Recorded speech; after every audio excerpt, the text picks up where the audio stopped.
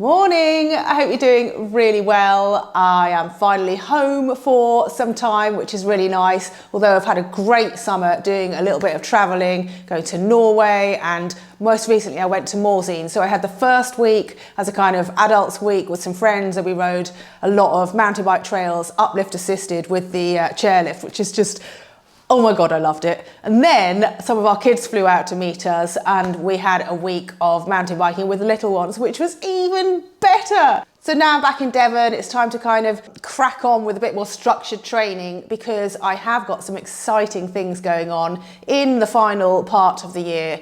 Can you believe it's nearly September? So I wanted to tell you about the stuff I've got planned, fill you in on some sponsor updates and tell you more about the specific training that I'm going to be doing for these gravel and mountain bike events. So the first thing that I'm doing is going out to Nepal to ride the Annapurna circuit, which is just an absolute bucket list thing to do. So I'm so stoked that it looks like it's finally happening. As it will take place at enormous elevation, I'm going to need to be strong for that. So that is the first event for which I need to work on my fitness. The second one, which I'm equally excited about, is Grand Guanche Trail, which I'm going to be doing in the Canary Islands with my friend Dan. So I was meant to ride Grand Guanche Road at the start of the year, but I was sick, so I transferred my entry to the mountain bike version, which takes place in November. So what it is, you have to ride from island to island in the Canaries, connecting the ferries. It's a shed load of climbing. It's 18,000 meters of climbing over about 900 kilometers. It's going to be tough. So what are my secret weapons when it comes to pursuing these challenges? The first one, it's got to be just my passion for cycling. The second one, of course, would be my long-suffering coach, Michael at Train Sharp. Now, he has been long setting me perfect training plans and training sessions, which I find it quite hard to stick to because of my somewhat chaotic lifestyle, traveling and all the children and stuff. But with his help and a little bit more focus from me, over the next few months, I should be able to nail those sessions a little better because I now have power meter pedals for my off-road bikes. So these are from my new sponsors, Favero Electronics, who make Assioma power pedals, and these are their new Pro MX off-road power meter pedals. They're the lightest power meter pedals on the market. They're SPD compatible, they're rechargeable, so they're very consistent and reliable. It's more environmentally friendly.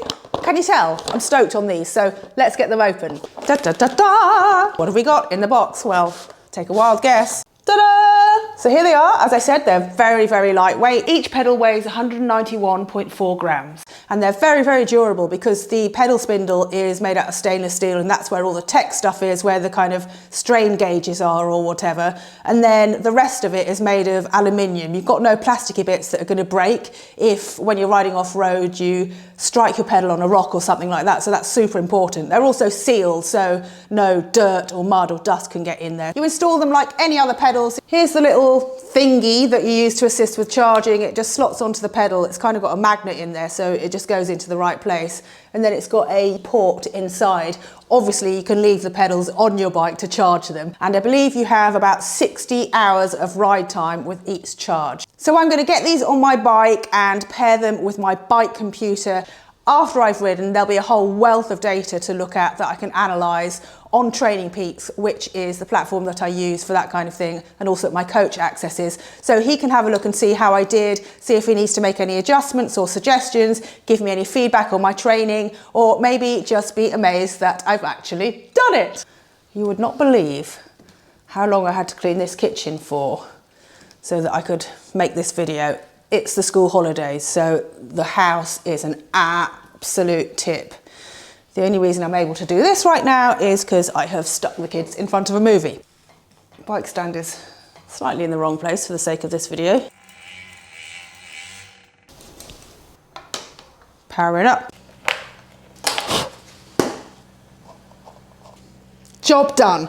Right, I'm going to go get changed and then we'll grab my laptop so I can show you the training plan and how I'm going to use the pedals to achieve my goals. Ta-da! All togged up in my finest 7 mesh gear. Now let's have a look at what my coach has got in store for me today. So here's my Training Peaks account. I can log on here and see what my coach has set me remotely to do. This syncs directly to my Garmin so that I can go out and I can train to power using the Pro MX power pedals. I can also have a look at how my performances now compare to historic performances, where I've put out my best power, and my coach can analyse trends and see which areas need a bit more work. So here we can take a look at the gravel rally. This is an event where I actually came second. So there's the prologue, the Friday night, which took place in the dark, which was quite short, quite intense. And then there's the much longer event the next day. So looking at this, unfortunately, I can't analyse my power and see how I fared because I didn't have the Pro MX power pedals. But you can look at my heart rate and see that I was trying pretty hard. There's a little map of where I was racing. And these are the heart rate zones that I was working in. I spent a lot of time in sub-threshold.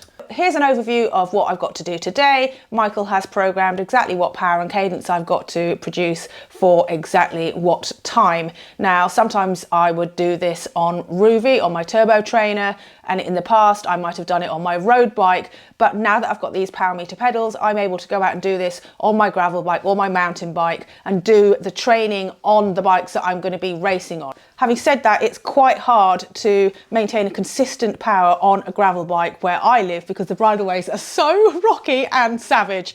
So I will be doing this training session on my gravel bike, but on a nearby hill, because that means that I can moderate my power a little bit better and put out the correct power and cadence that's required of me by Michael. So let's saddle up and go.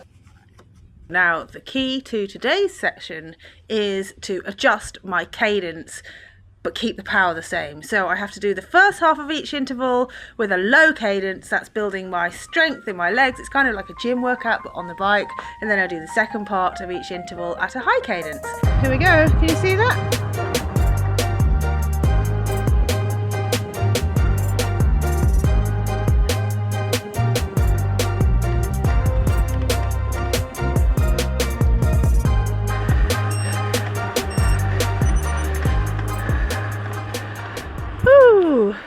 Right, let's see how it went. I can see here through the analysis all the splits for all the laps. There's the power that I'm meant to be putting out and then the power I am actually putting out. So all good. So yeah, that's it. I hope you enjoyed having a little insight into what I'm doing as I get ready for my next few events. Yeah, hope you're doing well and see you soon. Bye.